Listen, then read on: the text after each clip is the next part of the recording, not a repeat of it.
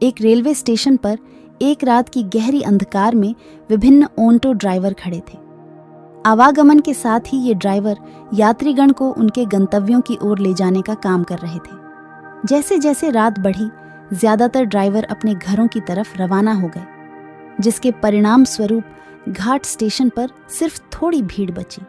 इसी दौरान एक ऑटो ड्राइवर विजय ने भी अपनी आवागमन की तैयारी की।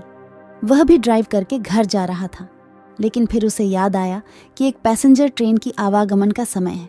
इसके बाद विजय और कुछ और ऑटो चालक ट्रेन की प्रतीक्षा में रुक गए। जब रात बढ़ती चली गई तो बादलों ने आसमान को काले चादर से ढक दिया, जिससे चांद की किरणें समाप्त हो गईं। अचानक ही बादल गरजने लगे और बिजलियां चमकने लगीं, जिसके चलते आवागमन बिल्कुल अंधकार में हो गया। यथाशीघ्र पैसेंजर ट्रेन स्टेशन पर आई। ड्राइवर विजय का ध्यान ट्रेन से उतरते हुए एक युवती की ओर गया। उसके कंधे पर एक बैग और हाथ में एक सूटकेस था। युवती सीधे विजय के पास आई और बोली, मुझे सीतापुर जाना है। विजय ने कहा, रात के समय बहुत ही देर हो चुकी है, इसलिए किराया 1000 रुपये होगा, लेकिन अगर आप सुबह जाना चाहती हैं तो मैं सिर्फ 500 रुपये में ही आपको छोड़ दूंगा। युवती ने जवाब दिया, मुझे अभी जाना है। युवती ने कहा, मैं आपको अभी 500 रुपये देती हूँ, क्योंकि मेरे पास अभी सिर्फ 500 रुपये ही है।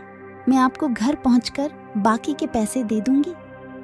विजय ने उसके प्रस्ताव को स्वीकार किया और बोला, मैडम, आप ऑटो में बैठिए। कुछ ही देर में विजय ने युवती को उसके गंतव्य के पते पर पहुंचा दिया। युवती ऑटो से उतरते ही जल्दी से अपने घर की ओर चली गई और विजय से कहा कि मैं आपको बाकी के 500 रुपये देने आती हूँ। विजय करीब आधे घंटे जितना इंतजार करता रहा, किंतु वो युवती विजय को पैसे देने के लिए नहीं आई। अब विजय ने सोचा कि मुझे देर हो रही है, क्यों ना मैं उस युवती के घर पे जाकर पैसे ले लूं। वो उसके घर चला गया। घर का दरवाजा एक बुढ़िया ने खोला।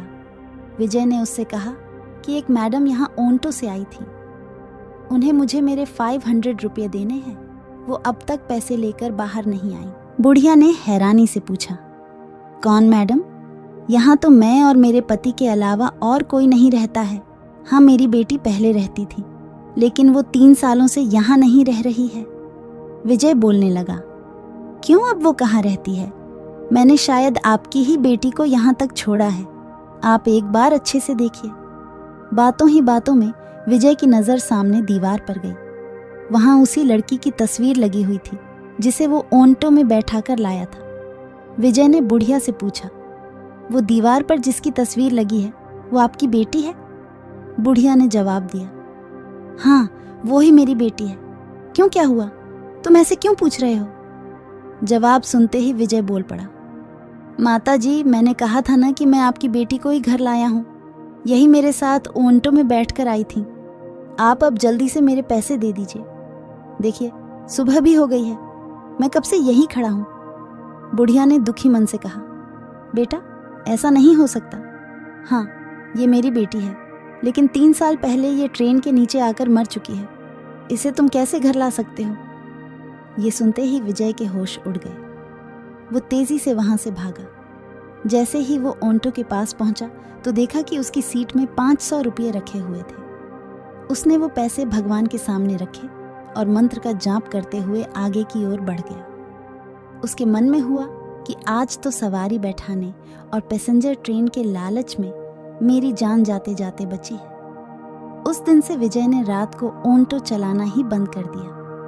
वो सिर्फ दिन के समय सवारी लाता व ले जाता और रात को घर में आराम से सोता है।